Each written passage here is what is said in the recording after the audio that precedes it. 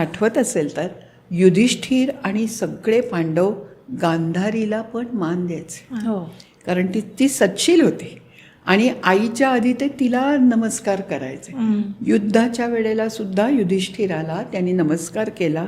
तिने आशीर्वाद काय दिलाय माहितीये, यतो धर्मस्ततो जया, ज्या बाजूला धर्म आहे त्या बाजूचा विजय होवो. आता धर्म हे चांगल्या अर्थाने पण आपण म्हणतो, म्हणजे हा तुझा धर्म आहे वगैरे वगैरे. किंवा युधिष्ठिराचं एक नाव धर्म आहे, नाही का? धर्मराज म्हणता तुम्ही त्याला. मग काय तिच्या मनात होतं हे कळत नाही आपल्याला.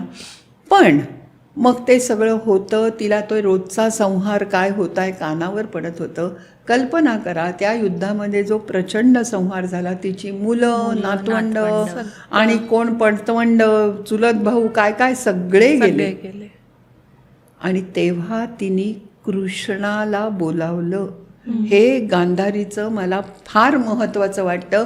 काय आहे माहिती आहे, स्त्रीला असं लहानपणापासून सांगितलं जातं, सहन करायचं बरं, उलट उत्तर द्यायचं नाही. कबूल आहे, उलट उत्तर द्यायचं नाही हे माहिती आहे. सहन कितपत करायचं ही याची प्रत्येकाची मर्यादा असते.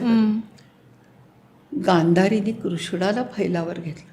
ती म्हणाली, तुझ्यामुळे हे युद्ध झालं, तू हे सहज थांबवू शकला असतास. म्हणजे तिच्याकडे काय सामर्थ्य आहे, नुसतं मेंटल नाही, म्हणजे तिचा शाप खरा होतो हे सामर्थ्य आहे. ती म्हणते, तू या भावाभावांच्यात युद्ध माजवलंस आणि सगळा नाश केलास. मी तुला शाप देते की तुमच्या यदुवंशात सुद्धा असंच युद्ध माजेल आणि तुमचा वंश नाहीसा होईल. आणि तुम्हाला माहिती आहे पुढे द्वारकेमध्ये यादवी माजली असंच आपण म्हणतो. आणि त्याला कृष्णाला शाप देण्याचं सामर्थ्य आणि तेज ज्या बाईत आहे ती काय असेल कल्पना करा.